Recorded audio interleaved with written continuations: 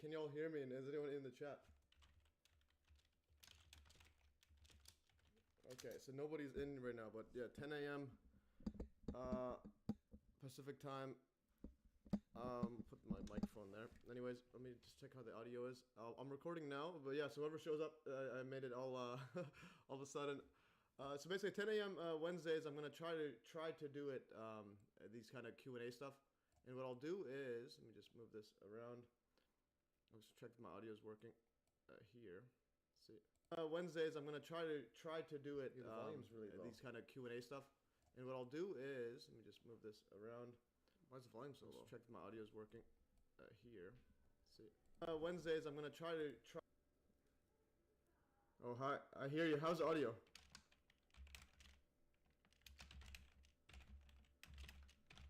Is audio good or too low? I don't understand. Sometimes it just does weird stuff. All right, testing. Oh, wait, I can't even hear my.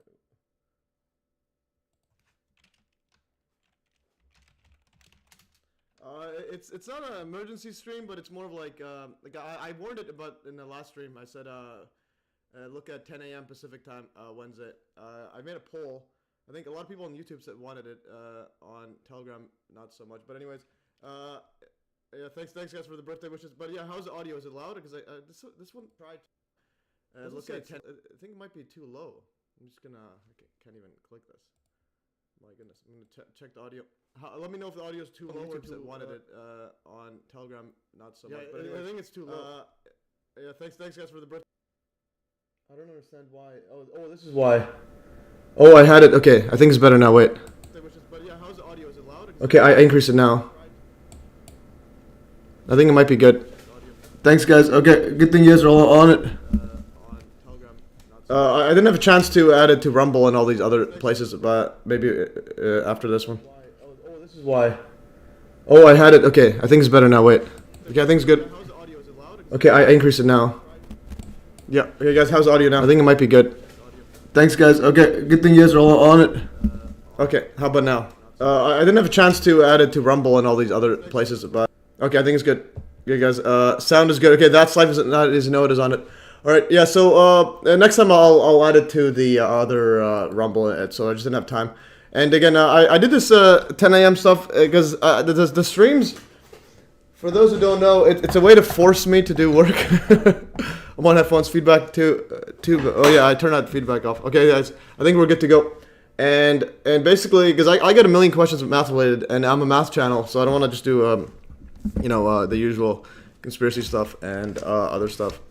And also because my brain, math is like a workout. It gets me on my game. It's like literally logic that you're just working on, and it helps it with everything.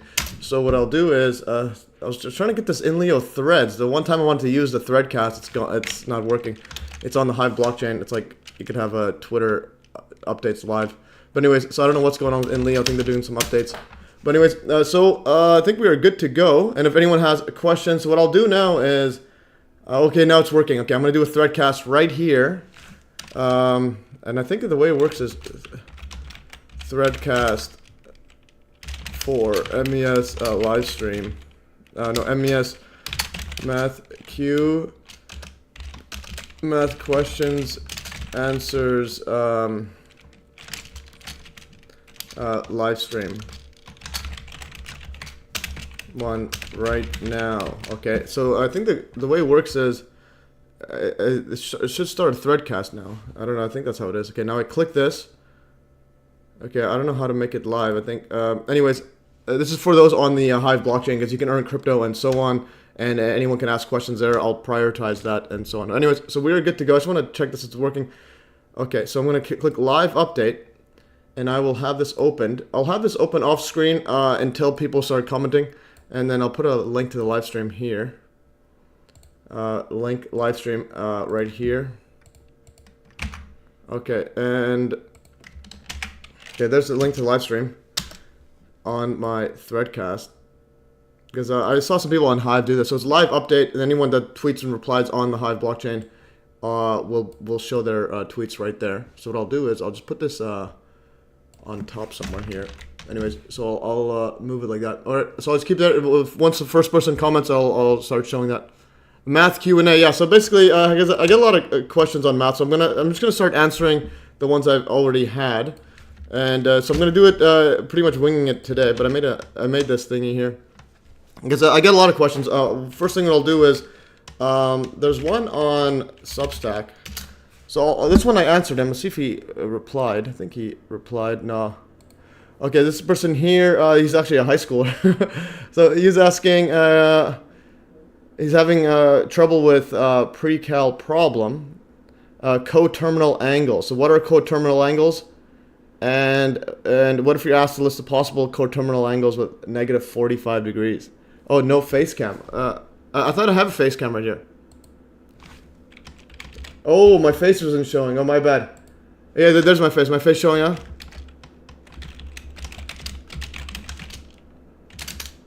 Yeah, I forgot to press a button on this on Prism Live Studio. I need to press the button. So like this is my face is what I was thought it was showing, but I need to press this to go live. So for example, if I move this around here, it doesn't show here. I need to actually go here. So I forgot to press. Whoops. Put it like that. Anyways, yeah, not showing. Yeah. So let me know if there's anything that seems off. Just let me know because again I'm a one-man show trying to wing it. Alright, so I'll solve this coterminal ones. Actually, before I solve that one, yeah, actually, I'll just solve this coterminal. I already answered this guy's question here. For those who don't know what a coterminal one is, I didn't actually know initially. I Googled it right here. So two angles in standard position that have the same terminal side are called coterminal. So basically, if you have just a line like here, and then if they have the same terminal. So this is the terminal, and then basically if you have an angle from here to here, or other way around, it's going to be the same exact things. For example, if that's a terminal side, just a line like that, and then you could have all these are terminal angles, coterminal, 30 degrees, 30, 90, 330, negative 330, depending on direction. And again, that's pretty straightforward stuff there. Audio got lowered. Oh yeah, why does it keep doing that? Yeah, I noticed that. Audio keeps getting okay now. How is it? Lock volume. Okay, yeah. Sorry guys. My Prism Live Studio automatically lowered the volume. I don't understand why these things do that. Okay, I locked the volume. Okay, how's it now? All right, so it should be fine. Virtually no. Yeah. So is it working now? I increased it right here, and I think it's because of this. This thing was for some reason this lowered it. So like, see this Prism Live Studio. Okay, good now. Yeah, the Prism Live Studio automatically lowered it, so I had to lock it now. It's like it just automatically made it all the way to here to like nothing. It's like first time ever it's locked ever, and I have no idea why it's doing that. But anyways, so it should be fine. So again, let me know if anything's up or not. And again, if you have questions. And this person, I asked him. He's actually in high school. I said, join my live stream. He said he's in school then, do it later. But anyways, this is my time to do it when I work. So now the next one is on the web on YouTube. Let's go to YouTube, MES. So basically, I'm only gonna go for let's say an hour or two, just to see if you guys have any questions. Because I want to try to get as many of the math people on here. Okay, math question: why is 2 + 2 equals 5 ever since 2020? Yeah, that is a good question. 2 + 2 is 5 since 2020. It's again, it's just the 1984 mind control techniques that we're doing. All right. So I'm gonna go to the community one. Also, if you guys seen my levitation or the Hudson effect 1988, it's gone pretty viral. It's over 1,000 views already. All right. So I'm gonna go. There's some questions here. So yeah, this one I asked: should I start a monthly live stream Q&A and all things math? Yeah, I might do weekly depending on how it is. But yeah, a lot of votes on here. But then on Telegram. Not so many. Let's go to poll. So this was on Telegram. So on Telegram, I got right here. It says right here, if you have, yeah, this one right here. Telegram was 8 votes only, 50-50, so 4 yes, 4 no. But again, if you guys like the live stream logo, just a quick thing. And if you guys have any questions, I'll start answering them. But the one question here. So this one here is from, this is actually Gary Jackson, or AM Sparky 411. He says, how Planck's constant solve the ultraviolet catastrophe? My understanding is that it was an explanation of why the power amplitude falls off lower instead of continuing to increase as frequency passes higher than the frequency of ultraviolet light. Basically, Planck's constant, basically, the actual reason is it made it into discrete, it viewed light as discrete quantities, so you can't have infinitely small, like, fractions of light, and so on, and I actually have a video on that. So, we'll go to, basically, I'm trying to figure out the best way to do this stuff. I'm going to close this. Okay, and also we have 8 people on the stream. Okay, that's pretty good for an emergency stream. So if I go to ultraviolet, I think I had one here.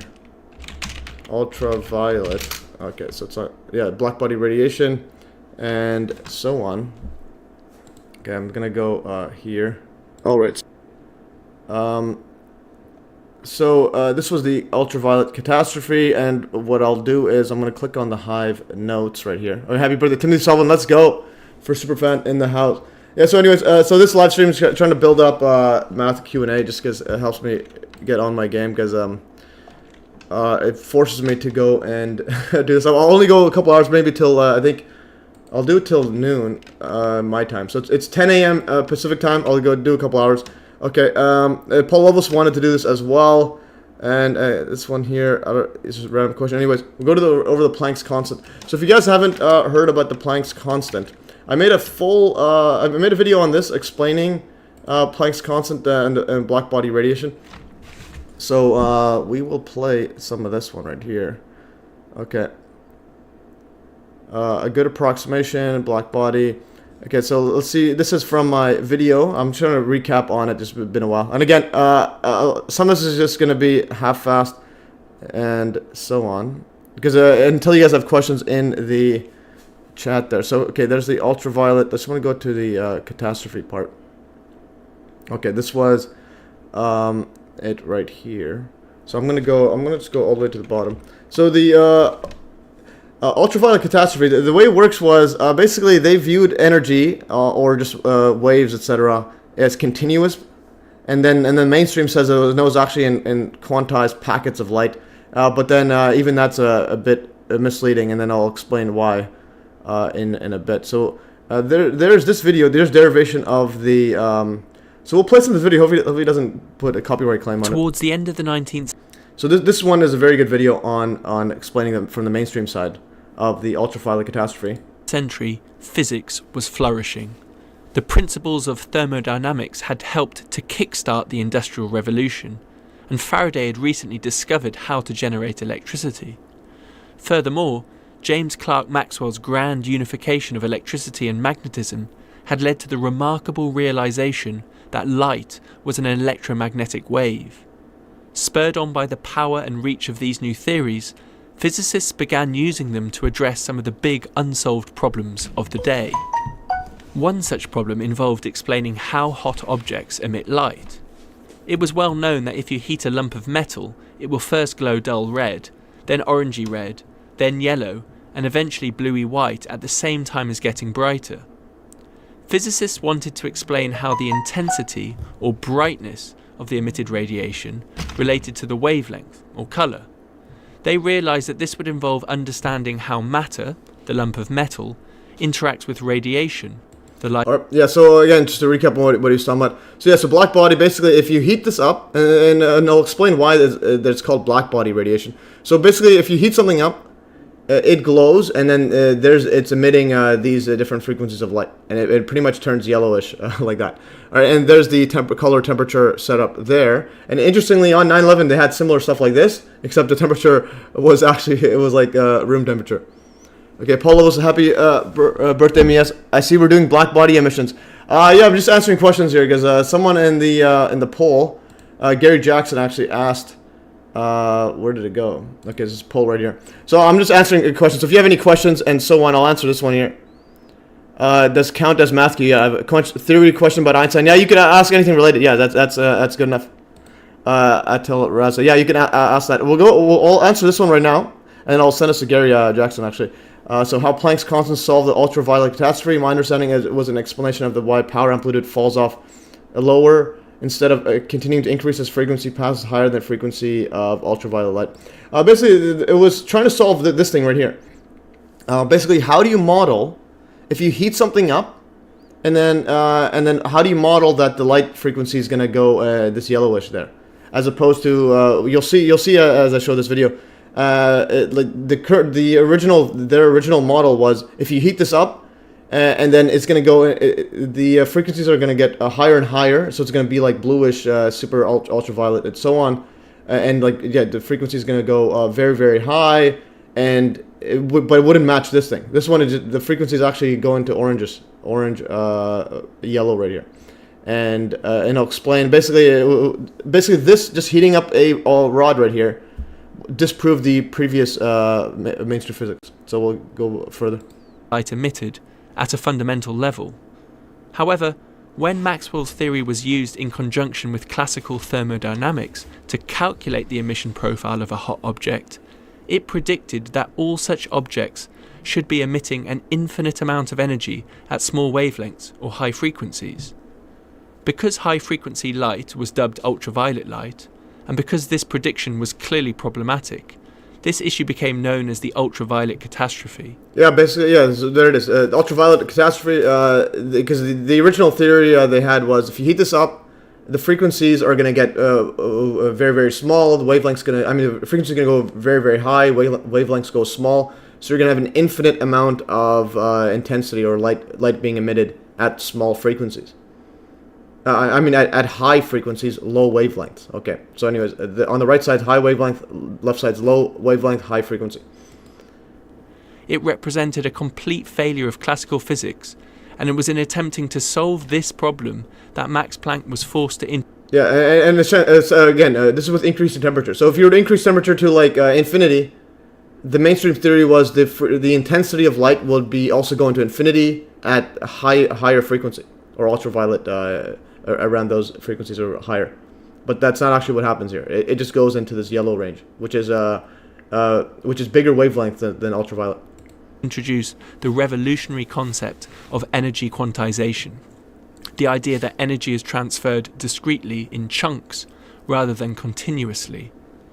After Planck's work on this topic, the world would never be the same again. In order to properly understand Planck's solution to the problem and why this represents such an important turning point in the history of science, we first need to understand the cause of the problem. And to understand the cause, we need to start with some basics. When you shine light on an object, some of it may be reflected, some of it may be transmitted, and some of it may be absorbed. Darker objects tend to absorb more of the light incident upon them and reflect less than lighter objects, which is why they appear dark in the first place, but also why they tend to heat up more quickly. Think about how black surfaces heat up in the summer compared with white surfaces. An object that absorbs all of the light incident upon it is referred to by physicists as a black body, for obvious reasons. If the temperature of a black body is less than the temperature of the environment in which it is placed, then it will continue to absorb energy from the environment until it has reached the same temperature, at which stage it is said to be in thermal equilibrium. If, however, the black body has a temperature which is higher than its surroundings, then it will radiate energy away until it has lowered its temperature sufficiently to reach thermal equilibrium. Therefore, a black body is not only a perfect absorber of radiation, but also a perfect emitter of radiation. Furthermore, experiment shows that the wavelength intensity profile of a black body has a universal character, which does not depend on the shape or composition of the black body, but only on its temperature. It is this relative simplicity that makes the black body highly appealing to physicists and the logical starting point for any inquiry into the radiation properties of hot objects. An example of a real black body studied by physicists is... Yeah, so this is how they model the black body. You basically literally have a box right here with a hole there, and then light goes in, and then basically the hole's really, really tiny, so then the light's not going to escape out. It's not going to reflect out unless the temperature is really high. And you can see I made this part right here. So here is a model right here. So here's a black body approximation. So basically the whole idea is if you have a black body, that it absorbs all light until the temperature is higher than its surroundings, then it's going to emit light. So here's a good approximation of black body. It's a small hole leading to the inside of a hollow object the hole acts as a perfect absorber, and the nature of the radiation leaving the cavity through the hole depends only on the temperature of the cavity. And basically, if it goes in right here, it's not going to escape out, or you're going to have barely anything escape out. But then as this temperature increases more and more, you're going to have you could view it as basically light vibrating all around it, and you're going to have more and more light exiting this black body. So it looks like this. So only way, so as you increase temperature, as you increase the light going in, you're going to have more going out like that. And the color profile looks typically like this, set up there. And also note that the black body radiation doesn't depend on the shape of the object, and it's always going to look like this. Doesn't matter what kind of shape. It just depends on the temperature and so on. Here's like a furnace right there with a small opening out there like that, and there's the same light exiting this part right here, regardless of this flame going in. So you're gonna have this emitting this reddish yellowish there. And so on. Okay, so. And again, and a black body. This black body models just anything just getting heated. So it's like just a very good model for just heating something up like this. It's gonna emit, it's gonna emit wavelengths such as around this kind of profile. So, but then the original theory was it would emit infinite on the high frequency, low wavelength. All right, and we'll explain why that doesn't happen according to the theory there. Anyways, so there's a Jeans cube. Called the Jeans cube, named after the physicist Sir James Jeans, who, along with Lord Rayleigh, provided one of the first attempts to explain the radiation emitted from a black body. A Jeans cube can be thought of as a cubic metallic box with a very small hole in one of the sides. Radiation incident upon the hole from the outside will enter the cube and reflect back and forth off the walls until it is absorbed. Given that the hole is very small, only a tiny fraction of the radiation inside the cube will ever escape back through the hole. Therefore, from the hole's perspective, essentially all radiation incident upon it will be absorbed, and therefore the hole acts like a black body. We can also consider the reverse process, in which the walls of the cube are uniformly heated to some temperature, such that the walls start emitting radiation and filling the cube. Given that a small fraction of this radiation will then escape through the hole, we see that the hole acts like an emitter of radiation. Since we have already established from the absorption properties of the hole that it behaves as if it is a black body, it follows that the radiation emitted from the hole should have the intensity profile of a black body. Furthermore, since the hole is simply sampling the thermal radiation inside the cube, it is clear that the radiation inside the cube should also have the wavelength intensity profile of a black body. Groundbreaking experimental work into the radiation properties of idealized black bodies was carried out by Otto Lummer and Ernst Pringsheim, and these experiments provided valuable data for theoretical physicists to investigate. The experimental work involved measuring the spectral radiance of the black body as a function of wavelength. This resulted in characteristic curves which varied with temperature. The lower the temperature, the flatter the curve. The spectral radiance is defined as the energy per second, per unit area, per unit wavelength, which is simply the intensity per unit wavelength. And since intensity is defined as power per unit area, it follows that the units of spectral radiance are watts per cubic metre. To find the intensity from one of these graphs, you simply have to find the area beneath the curve. In other words, the intensity is the integral of the spectral radiance with respect to wavelength. Experiments like... Alright, yeah, so anyways, that was a lot of mumbo jumbo there, yeah, but yeah.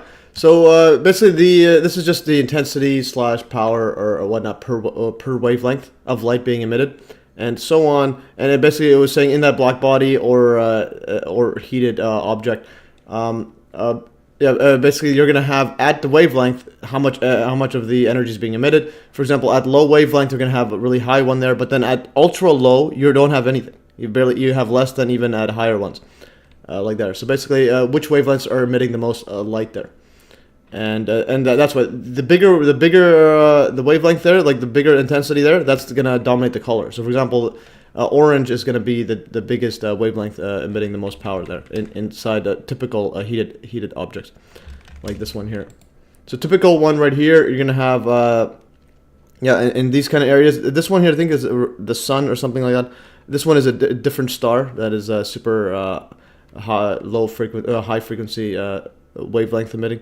But typically here you're going to see which basically it's saying which color is emitting the most, into the highest intensity or energy. Which color is being emitted, and you can see it from the chart there. And this one right here, the visible wavelength right here is the sun, so that should be, I think, about 5,000 Kelvin, yeah. So no, the temperature of the sun is 5,700 degrees Kelvin, and that is around right here. Yeah, so this area is around the sun, and you can see that it's got some ultraviolet, but it's also got a lot of yellow and so on. I think it's 5.7 actually. It should be right here actually. Yeah, so it's got a lot here. Yeah, so it's like bluish light there. But then the ultraviolet one, and this is 7,000 Kelvin. I think, which one would that be? I had a chart right here. Yeah, so, and here is the Planck's law of the sun, and then there is the Rayleigh-Jeans law. This is the original one, just goes up to infinity, but this is the actual experimental one, and then the modified setup there. And which one here? Planck's, okay, Betelgeuse right here is, or this one here is Sirius. So a Sirius star is shifted all the way to the left there, and that's the bluish, the blue star, or Sirius. All right, so that's going to continue further on. This is pretty interesting. I like this channel. It actually derives stuff at least decently. Okay, and now to wavelength. So this was the experimental stuff. They would measure that, and then for each wavelength, and see how much energy is coming out. And then afterwards, they would try to model this. So anyways, I'm trying to answer the thing. If you guys have any questions in here as well, I'm just answering that Jerry Jackson one. Just because I think it's very, very important once you grasp it, and then also explain how even the mainstream model, I highly believe it's wrong. Like I highly believe that they got the units wrong in their quantum mechanics and Planck's constant. And I'll explain that in the Fractal Woman video that I elaborated. So let's continue playing. In particular, two striking empirical laws emerged. The first of these was the Stefan-Boltzmann law, which related the intensity of the emitted radiation with the temperature. You can clearly see from the graph that as the temperature increases, the area under the corresponding curve increases, and therefore the intensity increases. Hi Adian, Adian's in the chat. Alright, let's go. We have 7 people now in the chat. And again, if you have questions, let me know, because right now I'm just answering this question unless other people have questions there. I'm actually, I'll send some over to this person here. Let's see, where's that other person? Okay, I'm gonna send my stream. Okay. Answering math question. Alright, so I sent it over there. Anyways, and again, this kind of stuff, even if there's no questions, I'm just going to do what I basically research on my own, and you guys can join it as well. And let's see, continue further. The Stefan-Boltzmann law quantifies this relationship and says that the intensity is proportional to the fourth power of the temperature. The second empirical law is the Wien displacement law, which relates the wavelength corresponding to peak spectral radiance with the temperature. As the temperature increases, the wavelength corresponding to maximum emission reduces. This right. Yeah, so basically these two laws saying as temperature increases, intensity increases, or in other words, the area under the curve increases, and as temperature increases, the maximum wavelength, this one right here, that decreases. So this wavelength goes less and less as you increase temperature. Fits with what we've already seen when heating a lump of metal. As the temperature of the glowing metal is increased, its colour changes from red to orange to yellow, which corresponds to shorter and shorter wavelengths of light, and this is encoded in the Wien displacement law. Although the Stefan-Boltzmann law and Wien displacement law provided valuable insights into black body radiation, theoretical physicists wanted more. Firstly, they wanted to know what the spectral radiance function was, and secondly, they wanted to be able to derive an expression for the spectral radiance using the known laws of physics. And so this is what Rayleigh and Jeans did. They turned their attention to the theoretical study of radiation inside the Jeans cube and applied the best theories of the day to tackle this problem. So, what were the known laws of physics? Given that Rayleigh and Jeans wanted to study the radiation properties of a black body, it made sense that they used the highly successful laws of electromagnetism, and in particular the recently discovered properties of electromagnetic radiation as elucidated by James Clerk Maxwell. According to Maxwell, light consists of a self-propagating electromagnetic wave that travels at the speed of light. Alright, and also this self-propagating wave, I also think that this is also... I also think that this model is wrong as well. We'll get to that either this stream or another stream. And again, I think that's pretty much what this stream is going to be. It's just going to be me researching, and you guys can ask questions and so on. And we'll see what we end up doing. Yeah, I'll do research on my own random stuff, unless people have specific questions. But anyways, I'm going on this one on a tangent, and also again answering this question right here. And we'll get to that as well, and also possibly show you some groundbreaking physics and so on. Let's continue. Through a vacuum. Yeah, go back here. So basically, Maxwell's theory was you have light oscillating in two different fields. Again, they're undefined. What is a field? Field of what? What's oscillating? Okay, are these abstractions? Are they actually real? What are they? Anyways, and they're perpendicular and they're oscillating in a vacuum, and they create each other. So if you also look at it, they think each time it waves, it creates the other one. So magnetic field creates the electric field, which creates the magnetic field, and so on. Maxwell, light consists of a self-propagating electromagnetic wave that travels at the speed of light through a vacuum. Rayleigh and Jeans also turned to the statistical laws of thermodynamics as put forward by Ludwig Boltzmann. According to Boltzmann, the temperature of an object is simply a statistical average of the energy of the particles comprising the object. Armed with Maxwell's electromagnetic waves and Boltzmann's statistical thermodynamics, Rayleigh and Jeans were confident that they could successfully derive the spectral radiance function for a black body. They just needed a clear strategy. First, so basically what they're trying to do is combine the thermodynamics, basically bumping particles equals temperature, with the electromagnetic wave model of Maxwell. Firstly, they realized that it would be more useful and simpler if they specified the spectrum of radiation inside the Jeans cube in terms of the energy density rather than the spectral radiance. And so this is what we are going to do.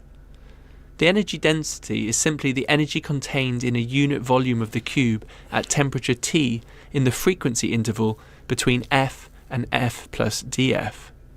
Once the energy density has been established, the spectral radiance can be calculated very simply, since the spectral radiance and energy density are proportional to each other.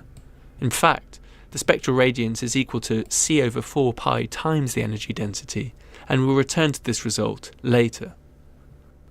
Okay, but how do you find the energy density? The approach of Rayleigh and Jeans was threefold. Firstly, you need to count the number of electromagnetic waves that fit inside the cube. Secondly, you need to calculate the average energy of these waves when in thermal equilibrium.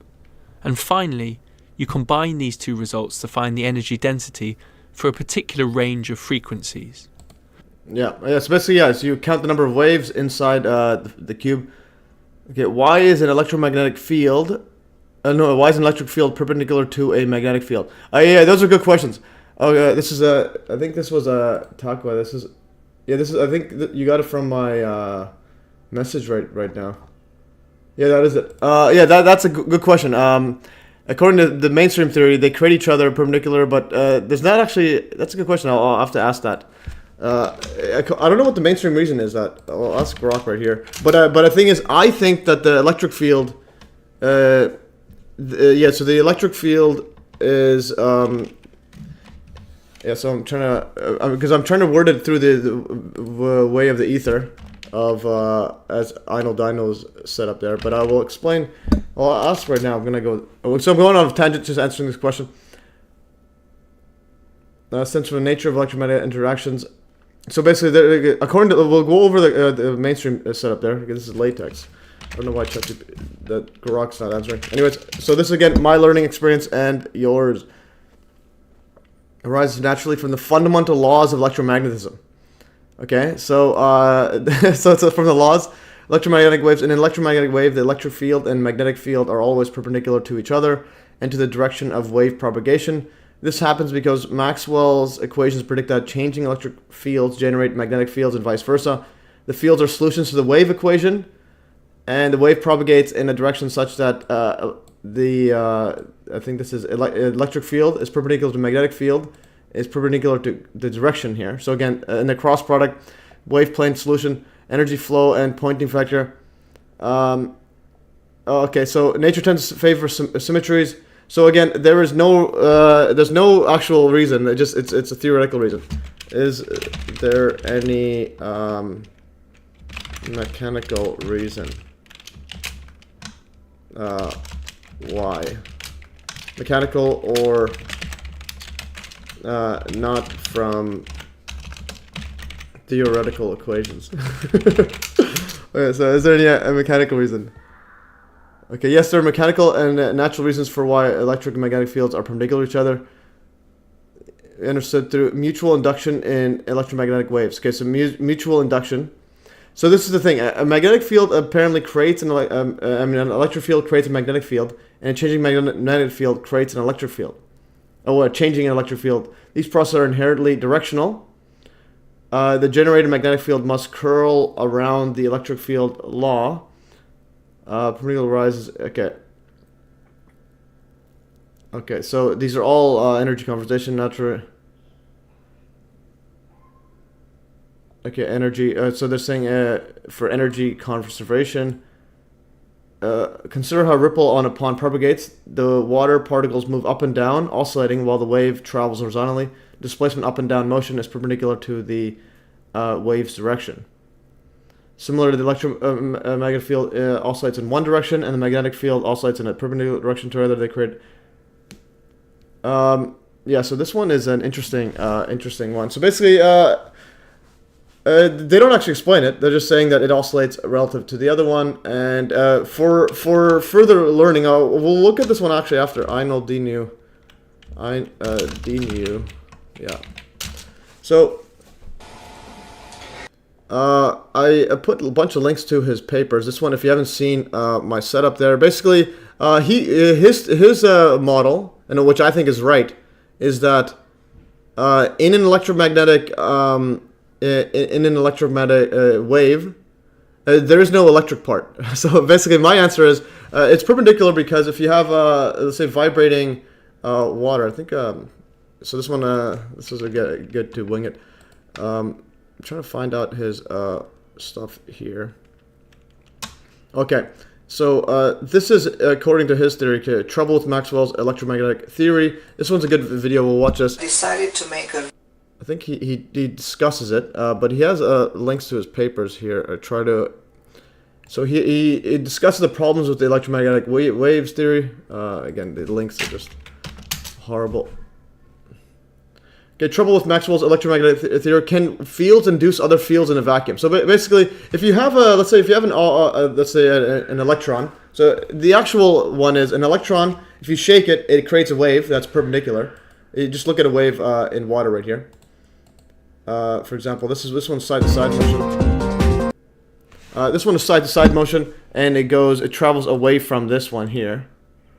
So this is electrons if you just have it in water, and you can see that there's waves traveling perpendicular to that motion, or just all around it. So imagine if it's just vibrating up and down, it's going to go around it.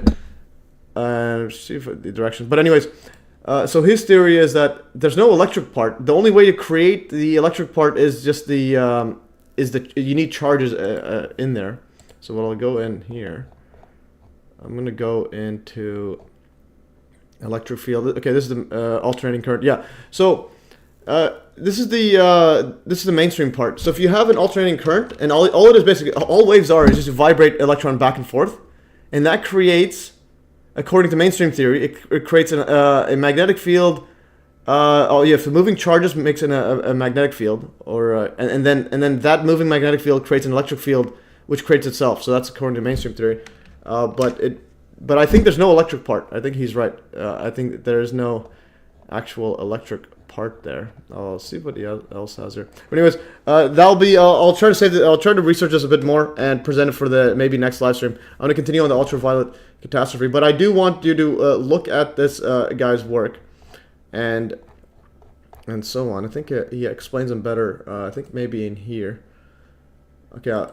we'll watch it. But actually, before we get to that, I think we'll just get straight into this. So that's a good question, Takwa, and then it's got me figuring out how to answer this in a problem, in proper setup there.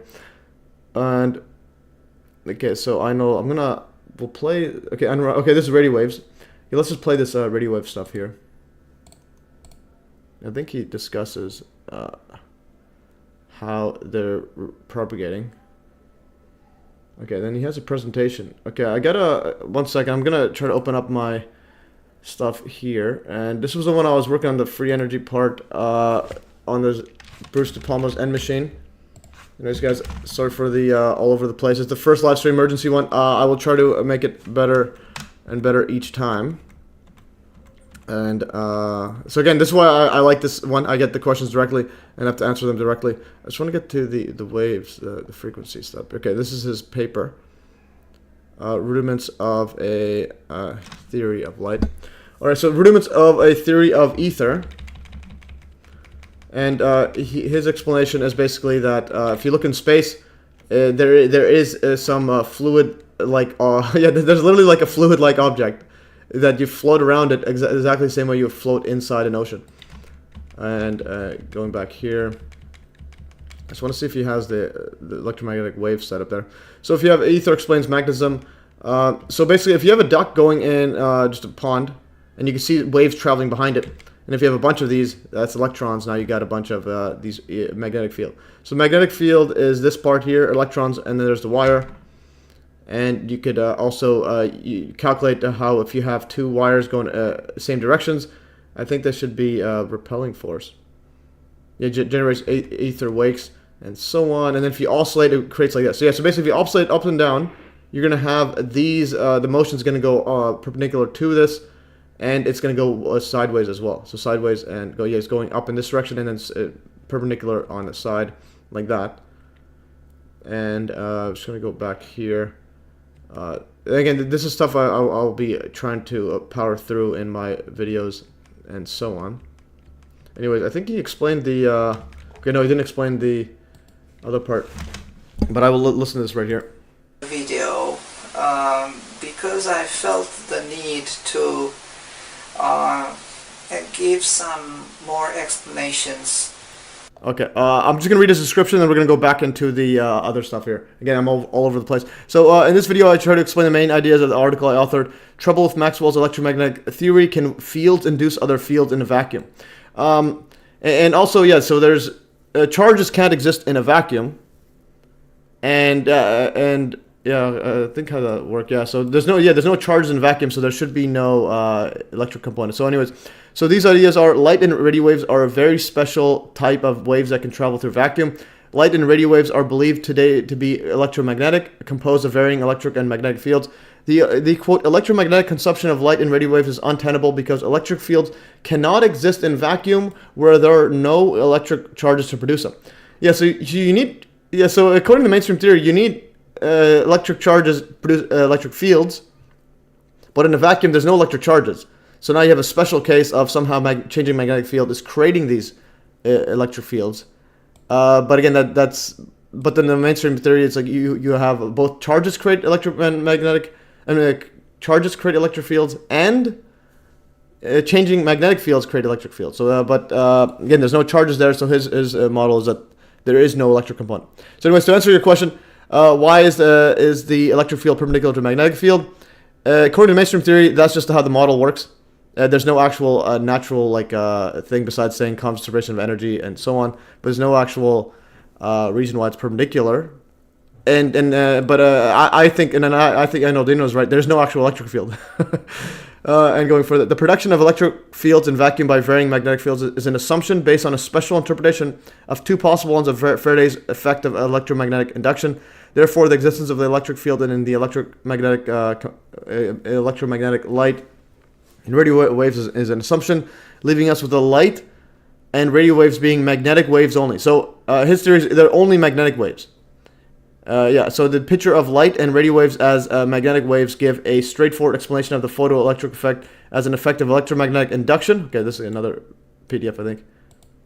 Yeah, this is another one. So there's no need, yeah, so electromagnetic induction occurring at the surface of the illuminated metal. So there's no need to postulate the existence of photons. See this bit one right here. And I also think the photons are also misleading as well, according to mainstream. So more research is needed to prove the existence of the electromagnetic component in light and radio waves. With this proof pending, I personally believe that light and radio waves are magnetic waves only and do not contain an electric component. Let's see this other paper right here. Okay, this is the photoelectric effect. And again, I highly recommend going to these papers and reading them because I think he's definitely onto something big right here. Because I think the mainstream view of it, if you have let's say if you have a changing if you have a circuit and you're changing the current, alternating back and forth, and then if, I think the mainstream theory of induction is that okay, what is a dipole? Interesting. Okay, we'll get to that in a bit. A dipole of what? I'm trying to wrap my head around this stuff right here. Okay, I think he also discusses ultramagnetic stuff here. It's a critical detail that will be discussed. Let's see what he has. And he also is discussing ultraviolet catastrophe as well. Increasing temperature. Okay. Okay, this is passing the quantum one. Okay. Okay, yeah, so I'm going to read this one right here. I'm just scanning through, but I think one of this might be explaining it. So observation 1. So a moving magnet induces or produces an electric current in a loop of wire as shown in the theory in the diagram below. And I think this might be one of the reasons why they model the electromagnetic wave as a combination of electric and magnetic fields. Because if you have a circuit like or a coil right here, and if you have a magnet, if you move it up and down, you're going to generate a current through this coil right here. So a moving magnet produces an electric current in a loop of wire as shown in the diagram below. But then another thing, if a moving magnetic field creates an electric field, can you pick up radio signal? Can you create a radio signal just by moving a magnet? I doubt you can. I think you need actual electrons moving back and forth. So anyways, that'll be an interesting observation. So so if you move this up and down, and it produces an electric current in a loop of wire as shown. Observation 2, moving the magnet faster increases the intensity of the induced electric current. And observation 3, a stronger magnet moved at the same rate increases the intensity of the induced electric current. Again, we may ask ourselves the same questions that were asked 200 years ago when this effect was discovered. Okay, what really happens in the metal of in the metal of the loop of wire when the current is produced by the moving magnet, and why does the induced current increase in the manner as described in observation 2 and 3? Basically, intensity goes up. Okay, and I think I'll power through one of his. I think I'll power through one of this later in maybe another live stream on this. Observe electric field oscillates perpendicular. Move parallel to the surface exit. Okay, so. Okay, now I'm just going to continue here. So the quantitative observations of the photoelectric effect and their interpretation as a phenomenon of electromagnetic induction.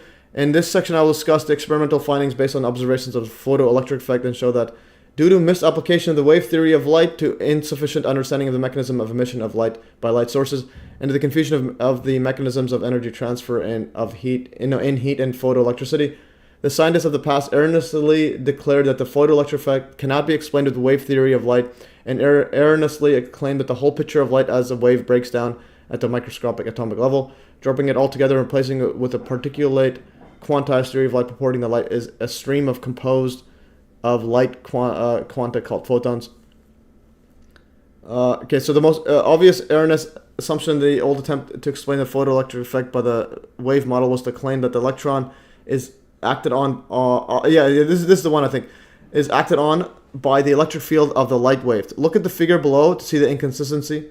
So observe that the electric field of the light wave oscillates parallel to the metal surface. So if you have electric fields going this way, side to side, and then if you have a current right here going back and forth, so this is going parallel to the movement of this.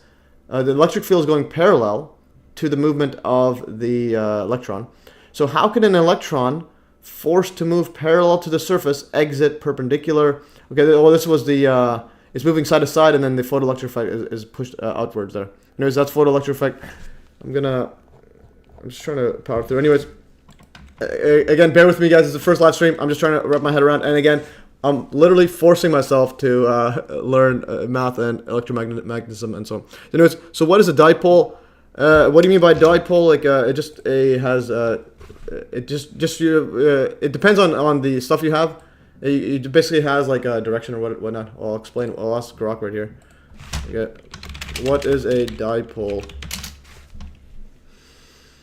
System composed of two equal but opposite charges or poles. Yeah, so just poles, stuff like that. So if you have something spinning, like let's say you have just a vortex right here. You have one direction is a pole on the other side, one is on the bottom part. So again, you get depend on magnetic dipole.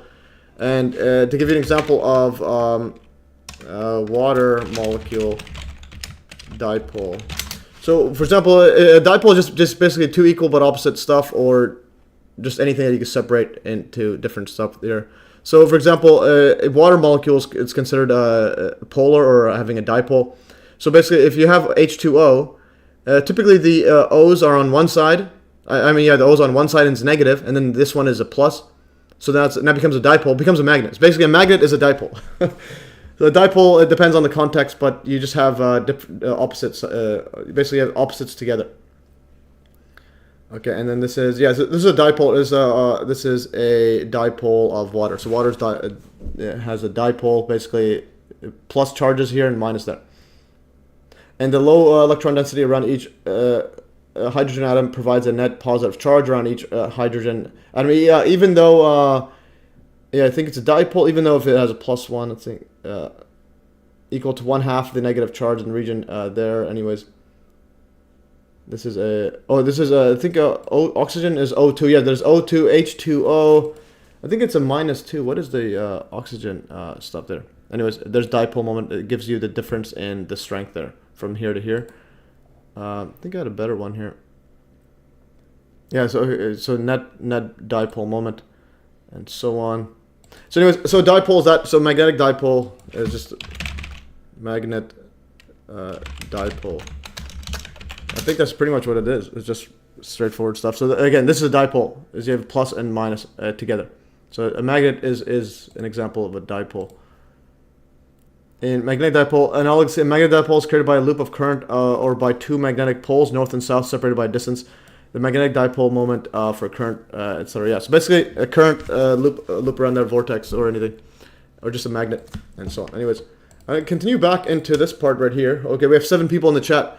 We're decent people watching. Again, if you have questions and so on, and again, bear with me. It's my birthday, and it's my birthday, and it's forcing myself to do what my goal is. Again, produce a free energy device. Why is electric field strength in a conductor equal to 0? Why is the electric field strength? Okay, Dakwa's got all the right questions. I'm just asking ChatGPT and using my brain to cipher it through. Okay, lost this one here. Okay, so electric field strength inside of the conductor and electrostatic equilibrium 0 is due to the nature of behavior of free charges within the conductor. Like metals contain free electrons that can move easily. Response to electric field. Not sure what this. Let's see if YouTube has a better explanation. Anyways, we're doing live. People asking me questions, and I'm asking other people. Yeah, why should electrostatic field be 0 inside a conductor? And again, hopefully these people don't give me a copyright claim and so on. Actually, Walter Lewin is probably good. I'll play this one here. He's probably fine with me sharing it. Let's see. Show you has to do with the fact that the electric field. The second thing I want to show you has to do with the fact. Oh, Adian guess. Yeah, thanks. Yeah. Thanks for the birthday wishes. Anyways, I'm just going to lower my chair because I need to sit down. I'm going to play this. And that the electric field inside a uniformly charged sphere is 0. Here I have a sphere which is not entirely closed. I can't make it closed because I want to demonstrate to you that there is no electric field inside when I charge it uniformly. And since I have to get inside, I need an opening. There's nothing I can do about it. Since there is an opening, the electric field is not exactly 0 inside. It's only true if this is a complete closed surface and if the charge is uniformly distributed. But it's a good approximation. The opening is quite small. And what I'm going to do is I'm going to charge this sphere. I'm putting charge outside.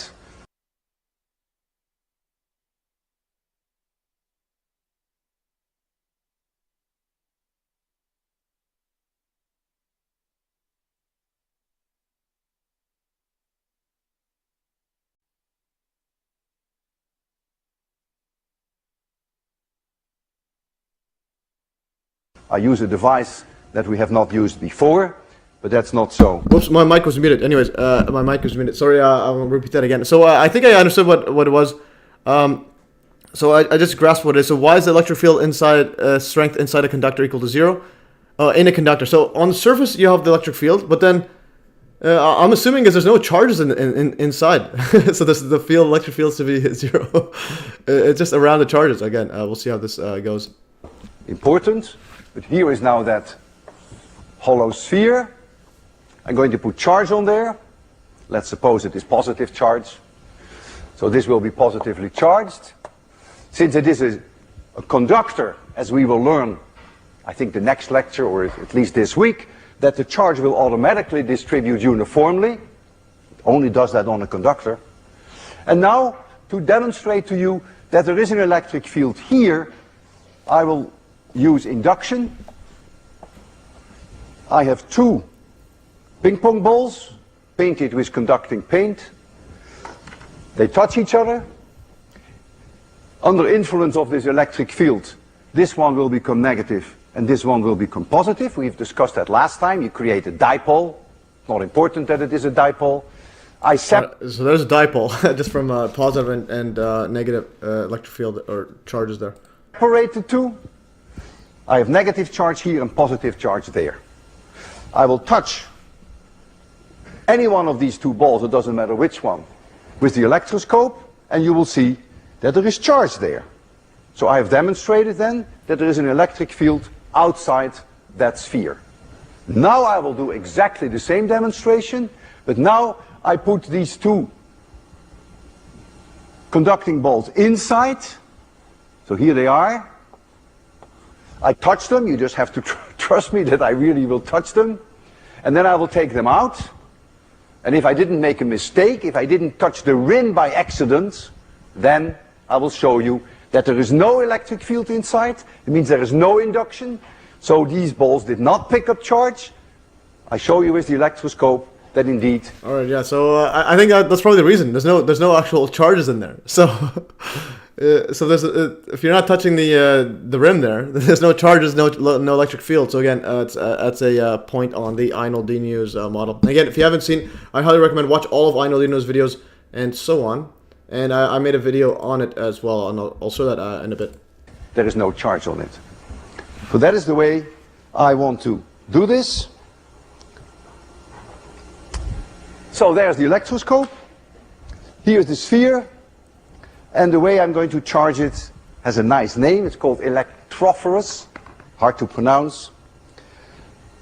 I first rub a glass plate with cat fur.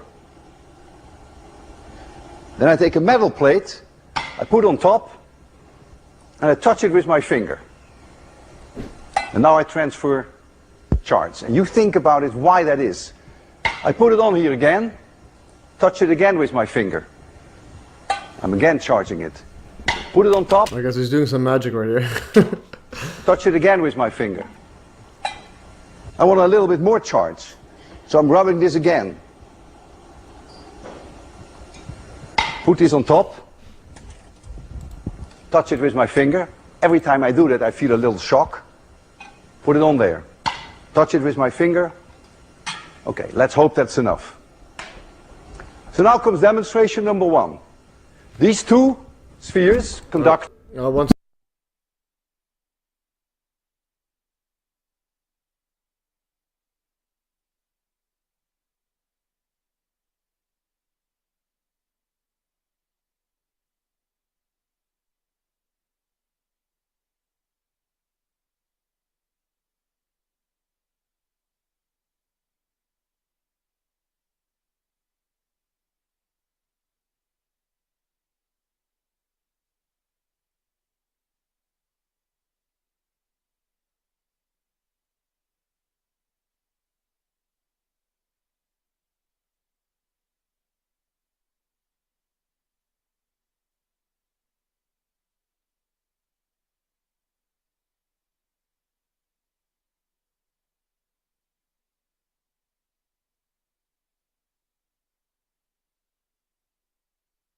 Alright, I am back. Let me just try to fix this up.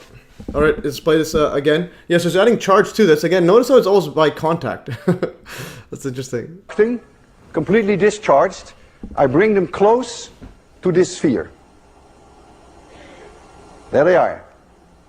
I separate them. Now they must have picked up charge. Shall I use this one or this one to touch the electroscope? The same to me. My right hand or my left hand? Who wants right? Who wants left? The right ones have it. Okay, yeah, so yeah, the electric field is actually containing it. Yeah, so again, so I got that a bit mixed up. So inside there's no, but outside there was. Okay, now he touches this one. There's the charge. So I've shown you that there is an electric field there. Through induction, I've created charge on here. Now I'll do the same inside. Oh, so inside there isn't. Okay, so that's let's see what the reason is. Probably cancel out or something. It's always tricky because if I hit the rim, then it's not zero.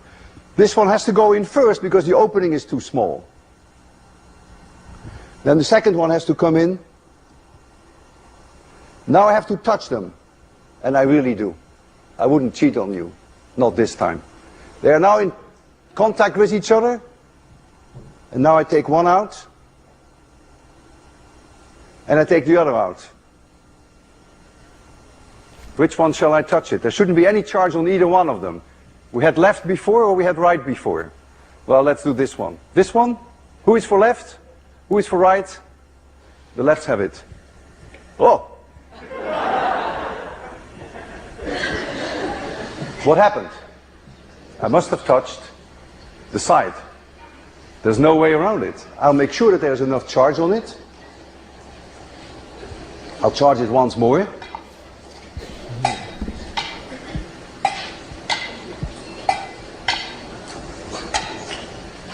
Discharge them. Okay, we'll do it again. Go inside. Go inside. I touch them. Take it out. Take it out. Nothing. Nothing. Maybe teeny weeny little bit. Well, the electric field inside is not necessarily exactly zero, but it's extremely close.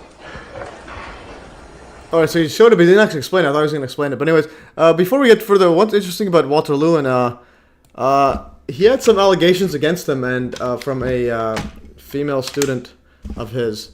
And then the university deleted all of his videos or something. Let's see. Allegation.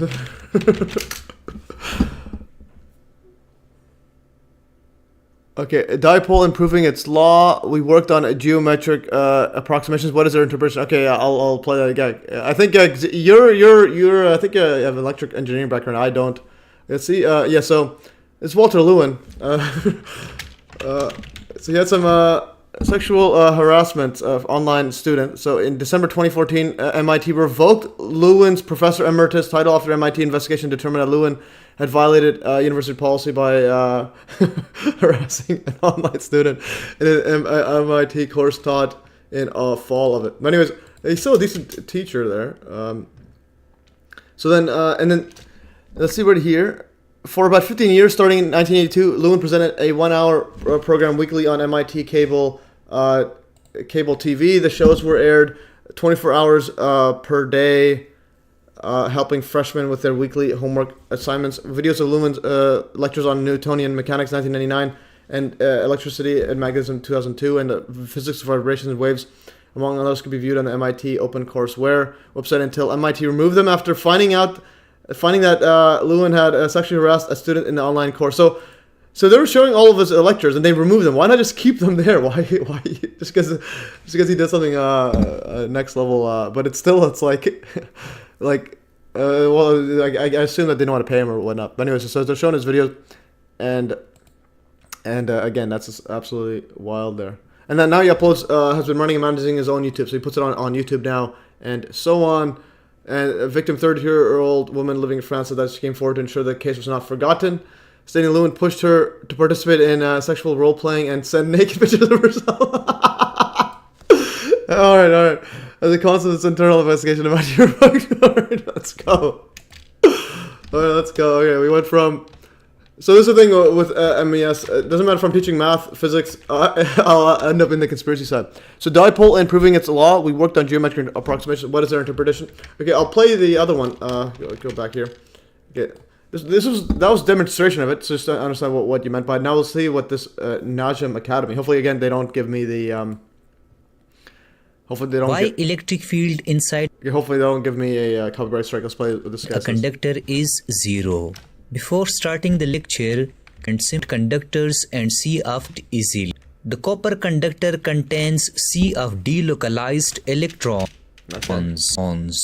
Now what is C of delocalized electrons? Well, C of delocalized electrons means that all these electrons within copper conductor move freely. Okay, so they move freely. Let's say with gold. Every conductor has a sea of delocalized electrons. I don't want to get copyright strike, so I'll like just read it out. So why electric field inside a conductor is zero? Let's see what it. Negative plate and electric field between them. Positive field inside a conductor is zero. Well, consider a positive plate, negative plate and electric field between them. We know that electric field lines originate from positive charges and ends on negative charges.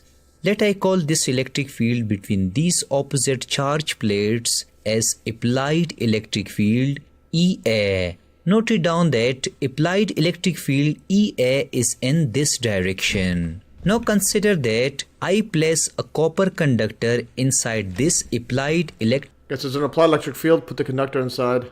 And then why electric field inside a conductor is zero? Okay. field. In the previous slide, we learned that copper conductor contains C of delocalized electrons.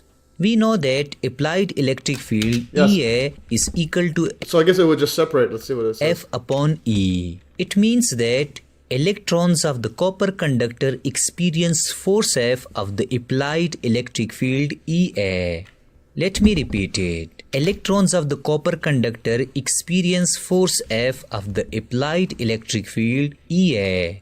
Now where these electrons of the copper conductor will move? Well, we know that these electrons will be shifted towards the external positive plate because unlike charges attract. This side of copper conductor becomes electron deficient or positive charges produce on it. Now listen carefully. This side of the copper conductor is negatively charged and So basically creates a dipole. Okay, it's a dipole and proving its law. We worked on geometric approximation. What is their interpretation? Yeah, so if you have free delocalized electrons and they just separate, so now you have zero inside. So I think, does this answer your question, Takwa? I think that's pretty much straightforward according to mainstream theory. I assume that's it. this side of the copper conductor is positively charged. Thus induced electric field EI will produce from positive side towards negative side Oh, then it would cancel out. Okay. That's probably why. Okay. within the copper. Note it down that the direction of induced electric field EI of conductor is like this. Here, an interesting phenomena is happening. These electrons of the copper experience two forces. Force of the applied electric field EA and force of the induced electric field EI. Let me describe it. For example, electrons of the copper conductor experiences 5 Newton force per unit charge of the applied electric field EA in this direction and 5 unit force per unit charge of the induced electric field EI in this direction. So the net electric field En is equal to Ea minus Ei. Our net electric field En is equal to 0 Newton per coulomb. Thus the induced electric field of copper opposes the applied electric field of plates in such a way that the net electric field becomes zero. Therefore, we say that electric field inside a conductor is zero. For example, at this point inside a conductor, electric field is zero. I hope that you have understood. Alright. This Indian guy's got it solved. Okay, so yeah, so basically it cancels out with the applied electric field and induced one. I think the better one was why electric field inside or electric field of an induced electric field is zero. Yes, induced electric field, they cancel out. Anyways, Yeah, so why electric field inside a conductor is 0? Hopefully this answers it. And again, I don't have an electrical engineering background, and that's what I am hoping to achieve. Okay, so before I go further, I want to go back into this one. So basically, I'm going to try to finish in 50 minutes or less. And I want to solve del J equals dq over dt. Okay, so talk about your next level. Okay, interesting. But anyways, so before I want to solve this within under 50 minutes or even less, and so on. What is interpretation of minus in the lot indicating its presence on the surface only? Well, the charges move there. So if depending on if you have a plus and minus, so if you have charges moving one direction, you're gonna have a dipole, and then the opposite charges go in the opposite side. So go back to the video. Let's go here. Why? What is the interpretation of the minus in the law? Oh, in the law. Oh, this one here. Okay, you're asking J equals current. Del J equal delta J. Okay, this one's you can send me an image, baby.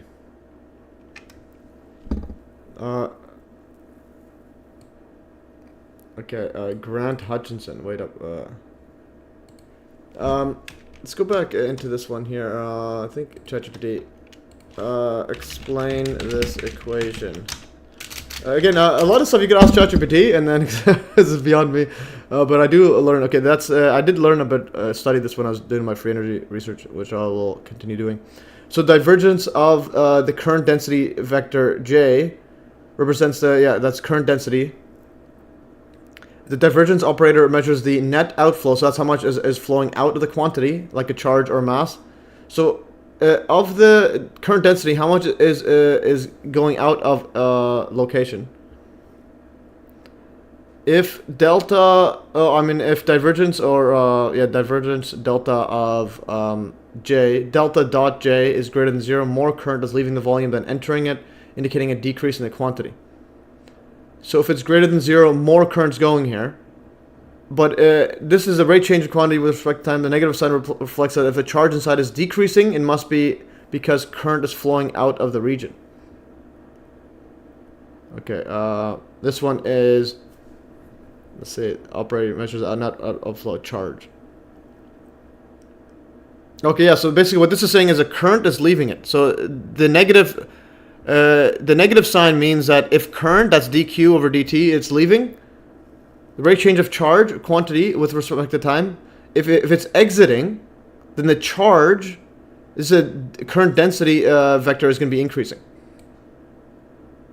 So if it's greater than 0, more current is leaving the volume, and current indicating a decrease in the quantity inside. Yeah, so if it's, this is more current density, and current is basically the charge. If the charge is going away, and this negative is,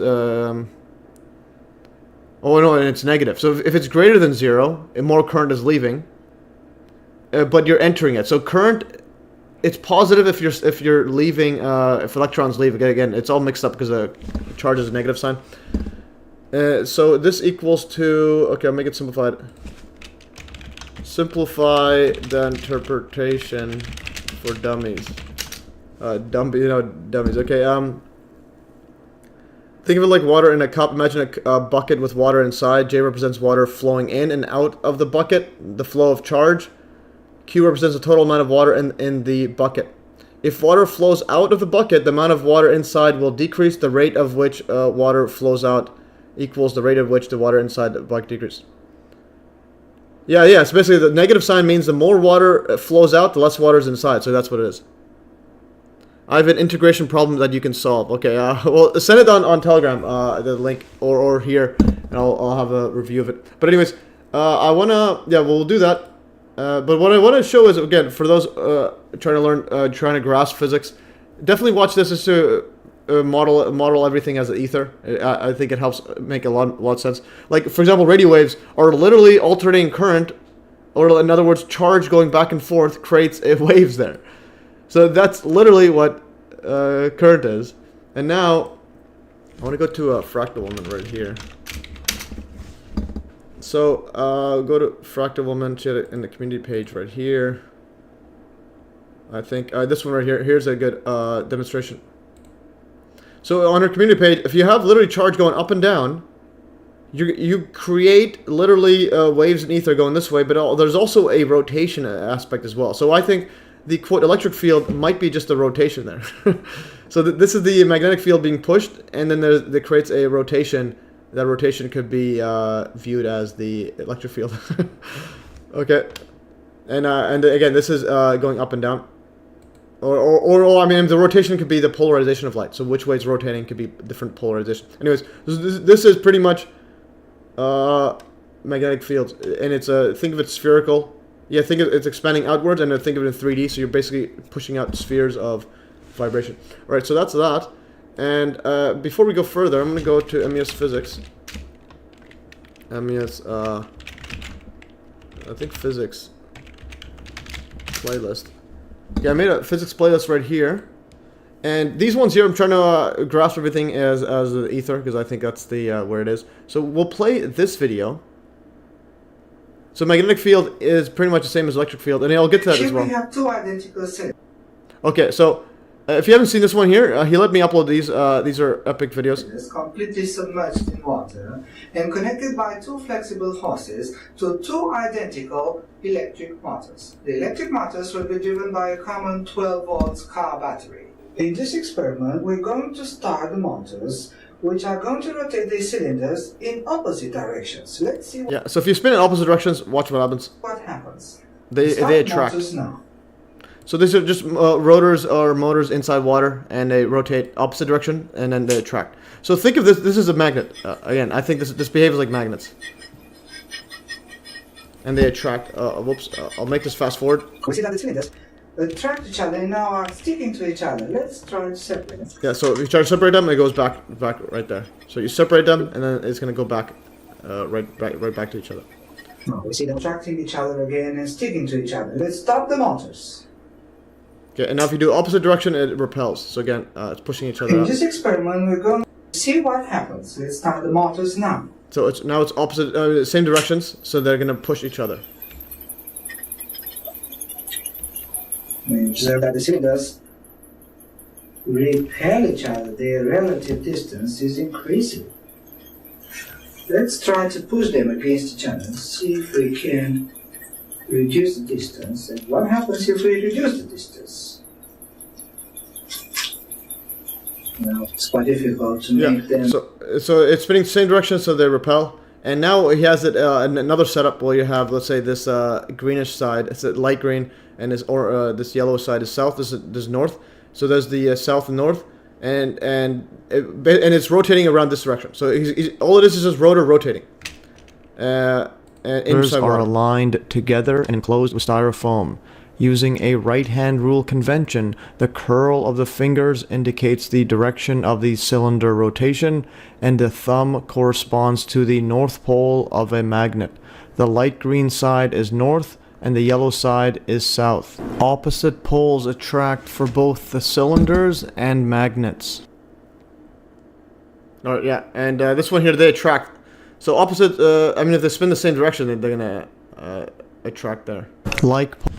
Yeah, I mean, opposite poles attract. Yeah, so this one is the north, this is the south, then they attract. Yeah, so when you're rotating opposite side, they attract, and exactly like this magnet here.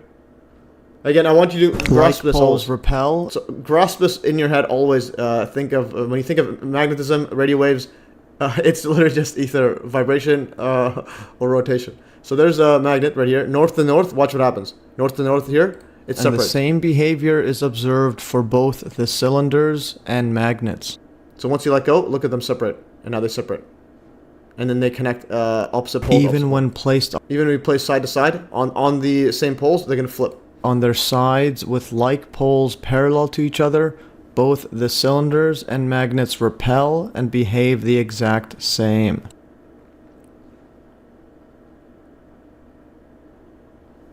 Yeah. So they literally behave the exact same. Just watch this.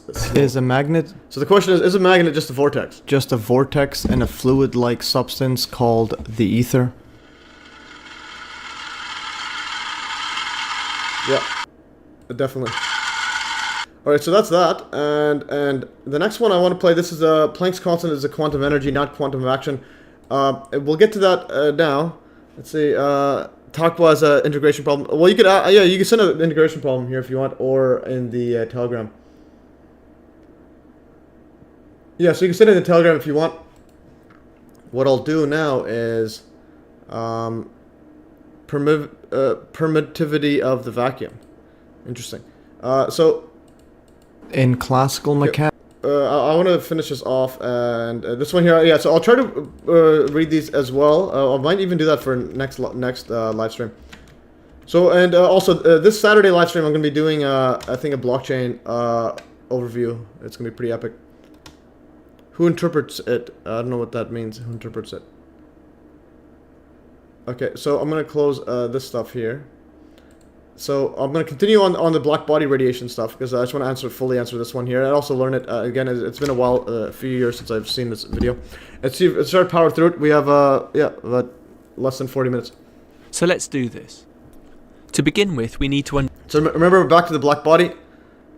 He's basically trying to fit a bunch of waves inside a cube, calculate average energy of the waves, and then sum them up, and then you get an energy density. And just trying to model black body. The range of frequencies. So let's do this. To begin with, we need to understand how to mathematically describe waves. Since we are going to describe the radiation inside the cube in terms of electromagnetic radiation, which, as already discussed, consists of waves. We can describe a wave travelling to the right using the following sine function. Okay, 1 second. Knock it.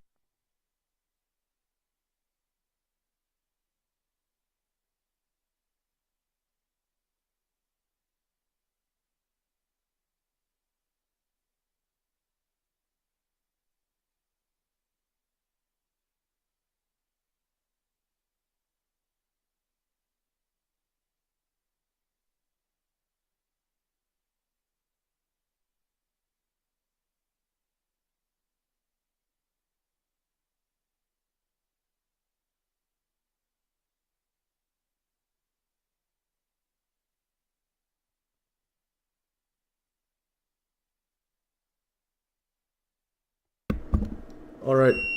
Yeah, so my niece just keeps hassling me. Alright, let's play this again. Continue further. Here, y... So here's the current, this was the original one day, which is model waves as just a sine function right here. So it's infinite, there's no discreteness, it's just completely continuous wave. represents the displacement of the wave for a given x coordinate and time coordinate. Since the largest possible value of the sine function is 1, we see that capital A... Okay, 1 second. Again.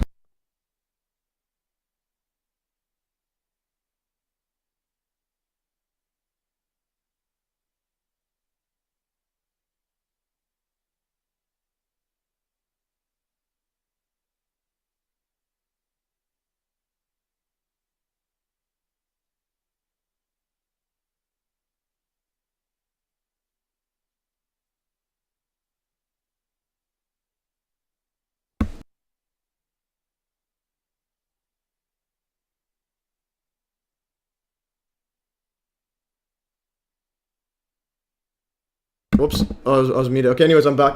So yeah, so my niece is here. She's just taking a nap. I'm like babysitting. Anyways, no talking, Maria. Okay. Anyways, I'm just gonna continue on it. Let's play this. represents the amplitude, and this is the maximum possible displacement. So, if for example this was a wave on a rope, A would represent the maximum height that the rope moves away from equilibrium position. Okay, Taco, what is a wave in its relation to electric field and magnetic field? So I think the wave is the ether. It's the vibration in the ether, a longitudinal wave in the ether. And the electric field, yeah, I think there's no electric field in the wave there. But yeah, so what is a wave in relation to the electric field and magnetic field? I think electric field and magnetic fields are waves in the ether. So if you have a vibrating electron in the ether, like an ocean, the ripples are the actual fields. And again, going back to the Einaldinius one, let's go back. I think it's right here.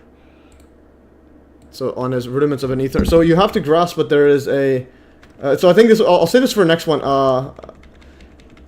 The for example, magnetic field is just it's just this. Going back to the ducks moving. Okay, there it is.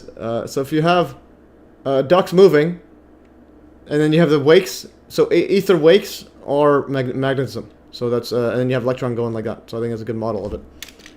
So if you have a bunch of these right there, and now you have ether wakes, magnetic field. So magnetic field is this around it, and if you just moving these ducts around back and forth, and if you have a wire, electrons, if you oscillate it back and forth, you're gonna get these. You're gonna literally get those in the ether. Anyways, continue further on here.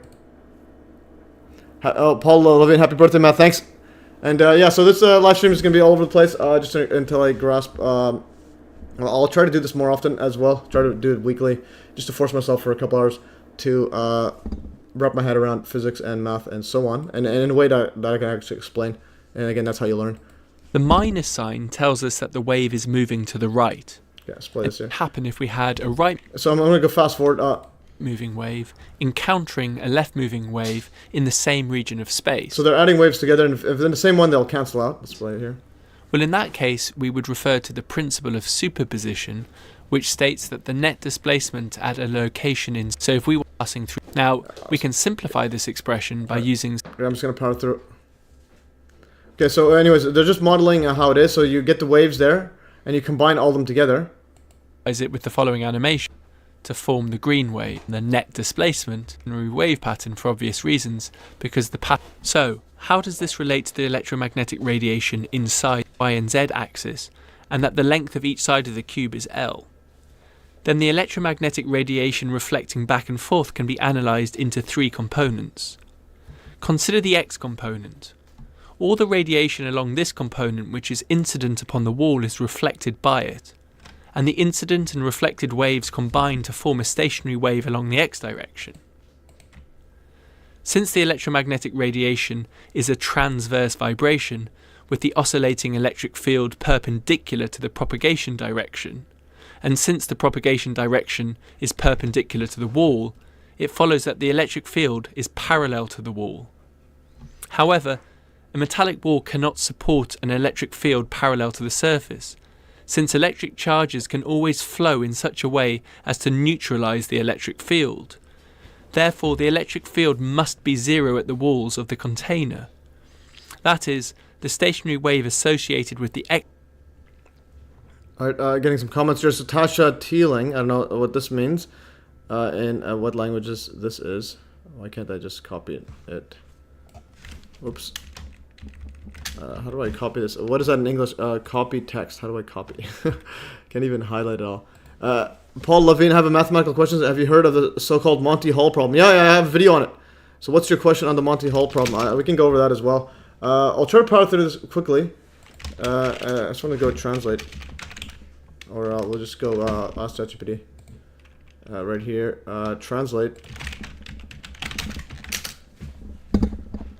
Okay, the phrase Feast of the Nativity, Christmas in English.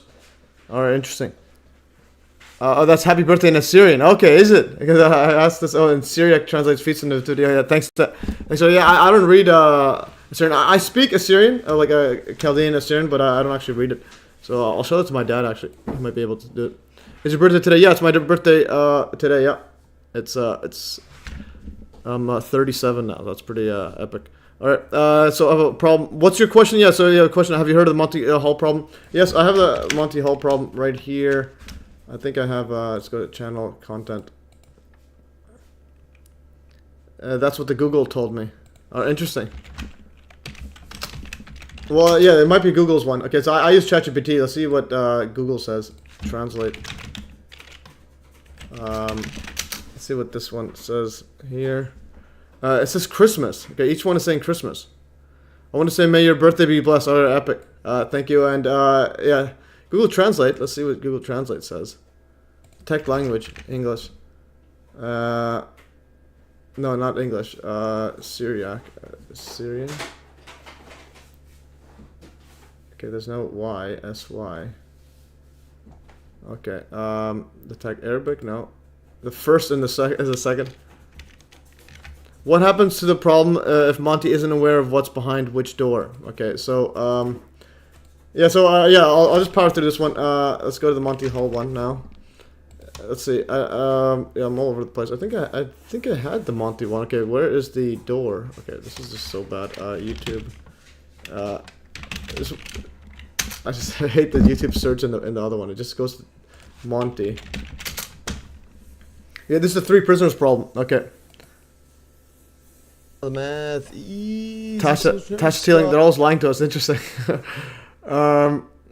So what I'll do is I head into Steam. I gotta update the Steam one. I used to be on Steam, and now we go over here, hive.blog. So again, I'll power through this one. I'll see if I can get back into the electromagnetic radiation one. But again, the person who asked it isn't in the chat right now. All right. So for those who haven't seen the Monty Hall problem, we'll play this one right here. The three prisoners problem. This is basically when cooking a straightforward surviving one burdened. Okay, so the question is, what happens to the problem if Monty isn't aware of what's behind which door? Okay, I'm gonna ask ChatGPT quickly until I grasp it. Let's see here. Monty Hall problem. What's behind which door? I'm not sure what the question. If it's a Monty Hall problem changes fundamentally. Okay, so you're basically changing the thing is anymore. Okay, in the classic version, Monty always knows which door has the prize and which doors are empty. After the contestants picks a door, Monty always opens a door with a goat, an empty door. Switching in this case gives you a 2 or 3 chance because help you eliminate an incorrect. So if you don't know what's behind the doors, if the Monty is unaware of the contents behind the door, his choice becomes random, and he might accidentally open a door with a goat, which is like the original problem. The door with the car, this randomness changes the problem significantly.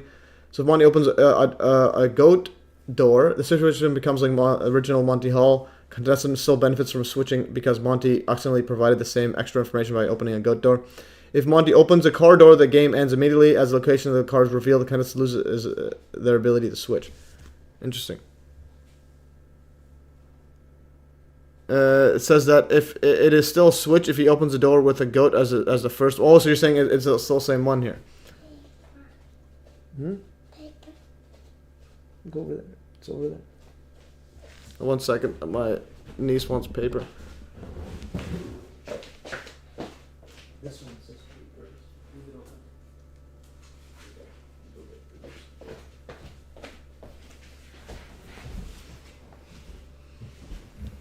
Okay. So ChatGPT says that it's still a switch if he opens a door with a goat as the first door. Yeah, so Takwa, I expected you to be an old person. Coincidence, my birthday is tomorrow. Interesting, yeah, and my younger brother's is yesterday. So anyways, yeah, so how old did you think I was? Alright, okay, so let's play the Monty Hall one. It's been a while since I've seen it. Is that the same 3 doors one? Let's go to Monty Hall problem. And then I think next time I have a tablet, we're gonna set up my computer or Excel file on my just so I can write stuff down. So Monty Hall problem. Let's see the Monty Hall problem, and we'll solve this one right now quickly. Let's see, I just want to refresh it right here. Okay. It's been a while since I looked at it, and again. Tasha Teeling, he's 2 years older than Sandra Massey, and he called her an old lady. Sandra Massey? Who did I call? Who's Sandra Massey? Alright. Let's see. Monty Hall problem. Again, it's been a while since I refreshed my memory. Where did it go? And then .d. Okay. Let's see if did I still know a threadcast thingy there. Okay, basically this puzzle is similar to the Monty Hall problems and shows an example of counterintuitive logic. So 3 prisoner. Okay, so it's not the exact Monty Hall one. Okay, so it's not the exact Monty Hall one. So I need to watch the Monty Hall one. There. Let's go Monty. Let's just watch it and then try to solve it right now. So we're doing live tutorial stuff explained. Let's see what the mainstream reason is. Okay. So, you've made it to the last round of a TV game. Okay, let's see what it says right here. But the other 2 have a sad little goat behind them. You make your choice, and the host decides to reveal where one of the goats is. Okay, so he knows what it is, yeah, but it's the same thing as if he knows it or not. Okay, so you're saying it's the same thing as a switch? Let's see what Paul Levine. You don't understand that it is a switch if he opens the door with a goat as the first door. Yeah, because it's still a switch. Let's see. Go right here. He then offers you a chance to change your door. Do you do it? Does changing your choice even make a difference? The short answer is yes. Even though it seems counterintuitive, changing your door choice actually doubles your odds of winning the car. But how is that possible? This is the Monty Hall problem. Actually, yeah, At the we'll start, solve this right most here. people correctly assume that you have a 1 in 3 chance of choosing the correct door. But it would be incorrect to assume that when one door is removed, each door now holds a 50-50 chance of having the car. Let's use a deck of cards to understand why. Pick a card from this 2 cards left. Which one seems more likely to be the ace? Okay, yeah, so we'll do this right now. This is what I wanted to do. I'll open an Excel file. So what I'll do is we'll do the Monty Hall problem right now and try to analyze it in as many ways possible, because it's the same thing as a prisoner door problem. So let's say we had a car. So you have 3 doors. Let's say 3 doors. Put it right here. Okay, so we have 3 doors right here. All right. So initially you have you could pick car, you could pick goat, or you can pick. There's 2 goats, I think. I think that there's 2 goats. Let's go back here. Yeah, so there's 2 goats. 2 goats right here. So there's car, goat. I'll move this right here. I move this in the bottom right here. And so the odds, initially the odds are just 1 in 3. So equals to 1 divided by 3. Okay, so it's going to be 0.33.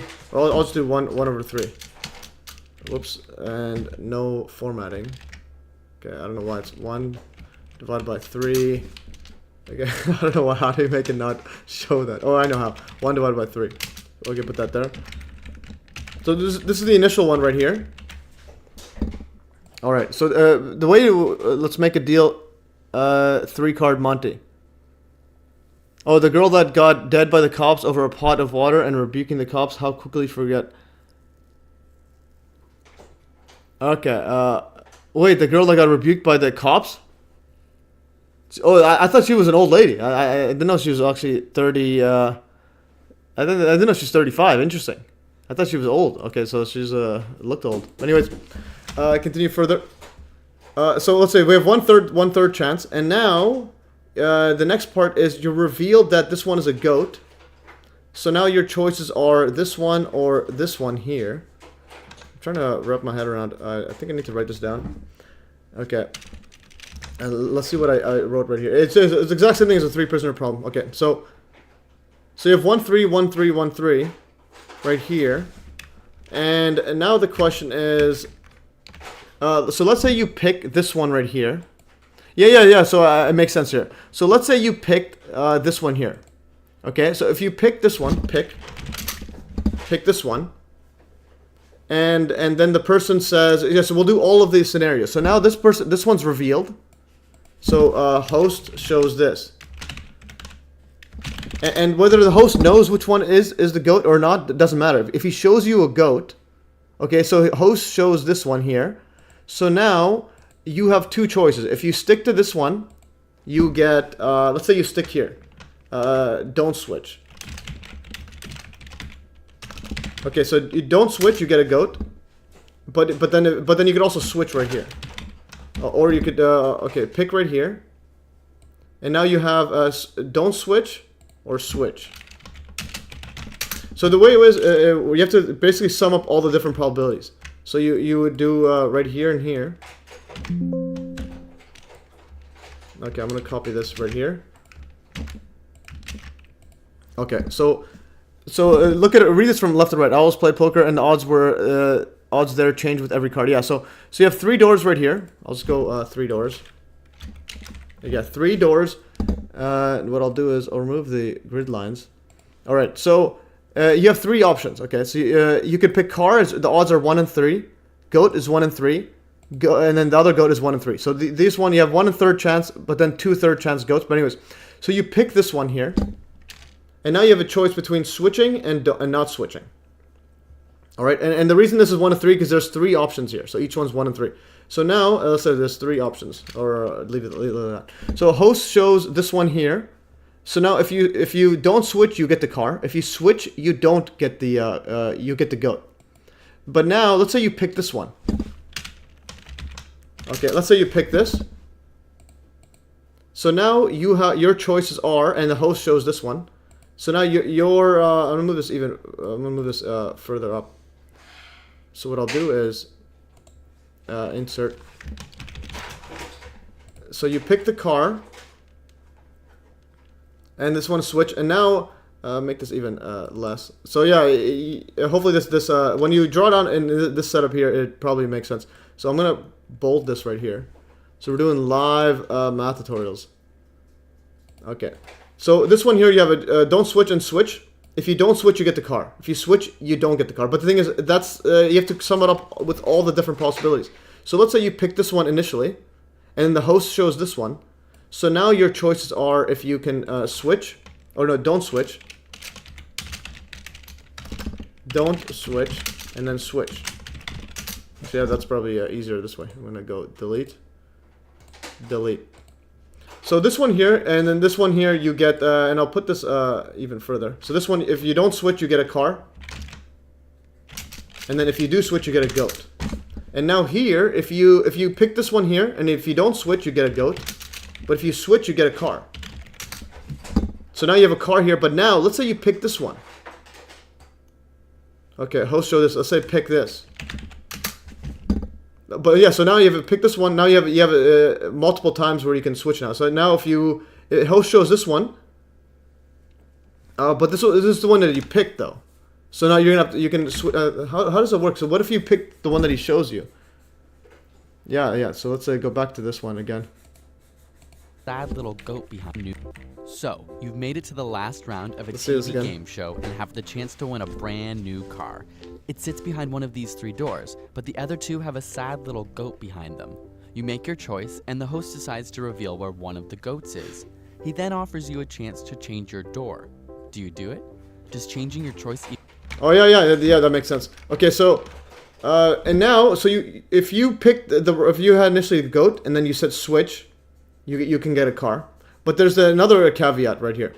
So if you pick this one, the host will only show this one if you pick this one. But if you pick this one, let's say you pick this one, the host is not going to show this one. So this is a separate one. The host will show this one. Host shows this one here. I'll do this. So yeah, so if you pick this one, the host will show this one right here. So then you're obviously then there's going to be a switch right here. So don't switch equals then you're going to get a goat. And then switch equals car. So these are all part of the same probability tree. So do you understand why I move this around here? Because if you pick this one, the host will pick this one as a goat. So now what you're gonna have is 3 scenarios. I'm gonna box this out.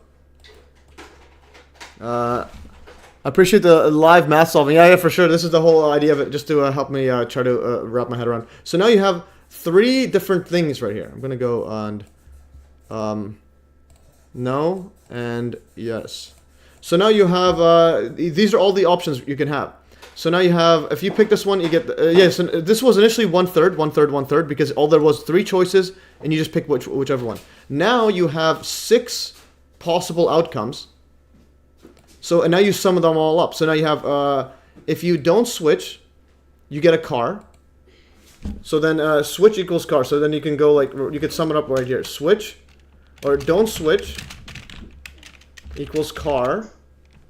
And then so it equals car, or goat, or goat. So there's don't switch equals car, goat. I'll do this separate right here. Can you do a timer when you finish? Can Okay. you play with me? Yeah. Okay. Okay. So don't switch equals, now you basically sum them all up. So if you don't switch, you can get a car. So don't switch equals, don't switch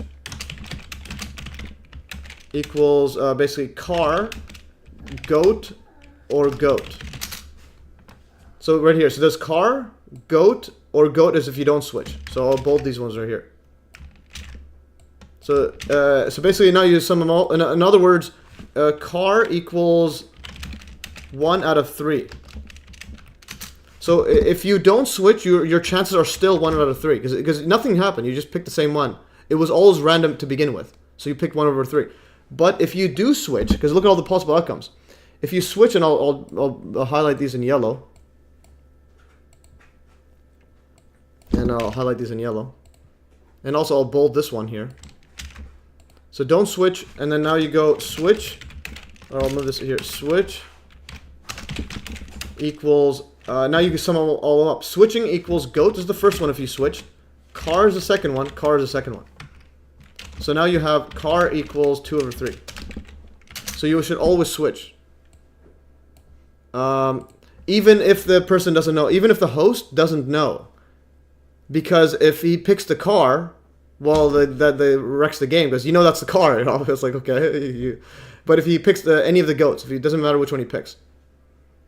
Because you already picked one. So it's either he picks a car or the goat. So yes, 2 over 3. So you always switch. Always switch live. Okay, so that's live. And again, Takwa, do you have exercise related to computer networks? No, I don't have. I haven't done this kind of stuff. Numerical analysis.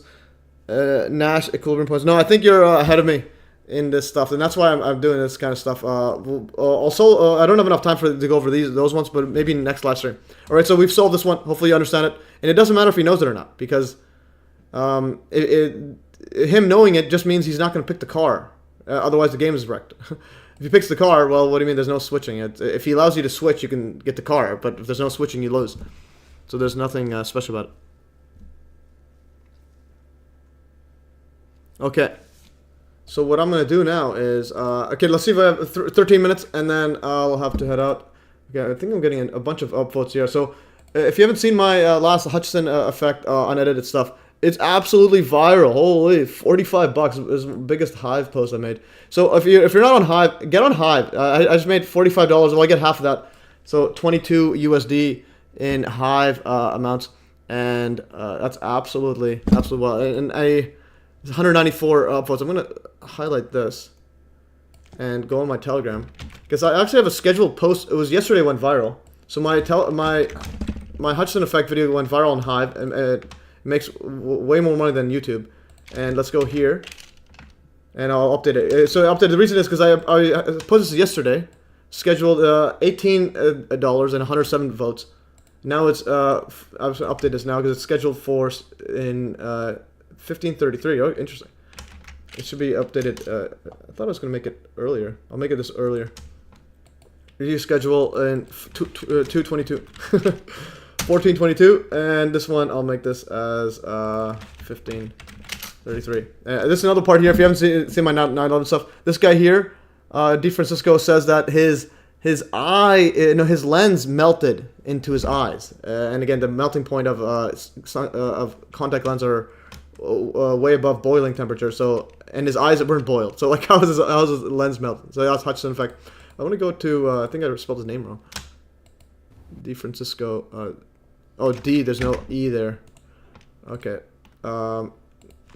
D-I. Alright, anyways, those are scheduled posts right there, so make sure to check those out. And yeah, going absolutely viral on Hive right there. And see the threadcast. 0 comments in the threadcast. So guys, if you want to earn crypto, log on to Hive. You can make a Hive account, or and then through InLeo or PeakD or whatnot. And then if you get to this threadcast link right here, and then if you post here, I'll upvote your stuff. So you'll literally make like a few cents or like a dollar or whatnot just for me upvoting, because I have a lot of Hive power. And instead of YouTube where you just post whatever and you don't get anything, and this one is all live, nothing's getting censored, so you don't need to worry about it being censored. I'm gonna click live button. Alright, yeah, so anyways, 11 minutes. I just want to power through. If you guys have any other questions, Tasha, I think those are a bit next level. Do equilibrium point, Nash equilibrium at some point. Yeah, I'll do that. Let's see, Nash equilibrium. I've never heard about this before. Yeah, so actually, maybe I'll do the black body then later. I'll do this one quickly because the black body person's not here. So I'll do that one for another one. Anyways, I'm just going to start closing stuff. I'm going to do the last one. I'm going to look at Nash equilibrium and then get back to this. You're talking about game theory. There's a lot to learn here. People lost their lives over this. Interesting. Tasha, Nash point. Nash equilibrium. What is Nash equilibrium? Okay. Game theory, the Nash equilibrium is the most commonly used solution concept for non-cooperative games. An actual situation when no player could gain by changing their own strategy, holding all players' strategies fixed. The idea of Nash equilibrium dates back to the time of Cournot, who in 1830 applied it to his model of competition in oligopoly. Each player has chosen strategy and action based on what happened so far. Okay. Interesting. Yeah, I think this is a bit next level. Nash equilibrium. I've never heard about this stuff here. There's a lot of game theorists here. And yeah, if you're into game theory, you might like my Saturday stream. We're going to do blockchain and the architecture of world control. Definition, explanation, and examples in 1 minute. Interesting. Let's see this. Bill and Rachel are two competitors who sell lemonade at $1 per glass. Each person sells 200 glasses daily, and after subtracting expenses from the $200 revenue, is left with $100 as pure profit. To oversimplify, you put 50 cents in your pocket after each $1 sale. One day, Bill thinks about offering lemonade at just 80 cents, so 30 cents in profit per glass. However, he'd have to sell 334 glasses in Alright, go back here. What did he just do? I wasn't paying attention. After each $1 sale. One day, Bill thinks about offering lemonade at just 80 cents, so 30 cents in profit per glass. However, he'd have to sell 334 glasses instead of 200 to earn $100.20 in profit, so attract 134 of Rachel's 200 customers just so he can make about the same amount as he is now. 2, Rachel won't just stand there and lose customers, she'd lower prices as well. In the end, he assumes both of them will most likely earn less than they do now. The same thoughts probably crossed Rachel's mind as well, and she came to the same conclusion. Therefore, both of them keep prices at $1, and from a game theory perspective, we call the situation a state of Nash equilibrium. Named after the famous mathematician John Nash, the Nash equilibrium is basically a situation where two or more competitors decide they're better off not changing their existing strategy. As a quick test, start watching our video about the prisoner's dilemma. Okay, interesting. Okay, so basically, yeah, if they're equal to someone else, and then if you take their customers, yeah, you're gonna have a situation where you're gonna earn the same. Interesting. Okay. Yeah, but how is the law of Del obtained in spherical coordinates? Interesting. Okay, these are all next level. I haven't looked at the spherical coordinates before. I think there's a lot of people way more advanced in math than me. I just follow my calculus book. So I'm not actually a mathematician. I just teach it on YouTube because I didn't like how engineering was taught, and math and engineering. Okay, Del in spherical coordinates. In the polar, Cartesian, what is the del? How is the law? Let's see what YouTube says. Spherical coordinate system, deriving spherical unit vectors with geometric interpretation. In this video, we are going to start with Cartesian XYZ coordinates. Right. No, I think, but anyways, my niece is getting agitated. Anyways, I think, for those in the chat, I think I'm going to end this right now, and I will say this for later. But anyways, guys, so, wait 1 second.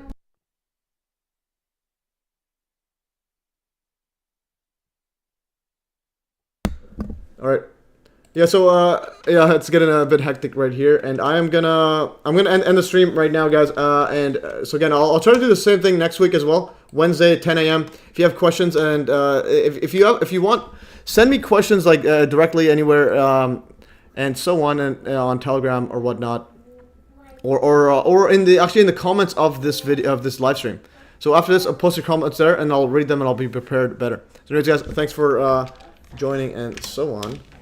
And yeah, so and I'll try to power through this a bit more as well. Again, this is all half-fast. I'm going all over the place. But again, this is how I force myself to do the live streams. And it's similar to my live streams before. So if you saw my earlier live streams on Saturday ones, they're all over the place, and then gradually they become more and more professional. Let's go at MES.fm. Oh no, just go streams. Yeah, this one here. So if you see my earlier ones, they're all over the place, but now they're more and more professional and so on. When I first started, it took me like 15 minutes just to get the microphone set up. And again, I want to do the same thing for this math Q&A there, and I put it as a playlist as well. So if you, oh no, just go. If you click here, okay. If you go in the description, and I made a playlist right here. So I'll try to make this, yeah, it'll be like this and make it better and better. Make it, date published, all this there. Okay, make it, yes, news. Anyways, that's all for today, guys. Yeah, going viral on there. If you haven't seen my Hudson effect video, definitely check it out, and so on. And I will power through this. And again, put comments inside. It'll be a better chance to look at it if you put comments inside the video, the live stream, and then I will try to review them before next week. Anyways, guys, that is all for today. I'll try to do this better. Anyways, guys, thanks for joining this random stream. Next week, same time. Unless otherwise stated. Or next week, I will try same time. I will try same time. 10 a.m. PST Wednesday. And again, I'll try to do a 2-hour thing similar to this, and then I'm gonna go actually do some kickboxing, some workout. Anyways, that's all for today, guys. Thanks for joining, and have a great have a great day. And then thanks for the B-Day wishes. And thanks for the B-Day wishes, all. Alright, that's all. Have a good one, guys. I'm ending the stream in 3, 2, 1. And then again, yeah, put comments in the video comments. In the video link there, and then I will try to review them beforehand, so I'll be more prepared for next live stream. Anyways, guys, thanks for joining, and have a good one. And ending the stream.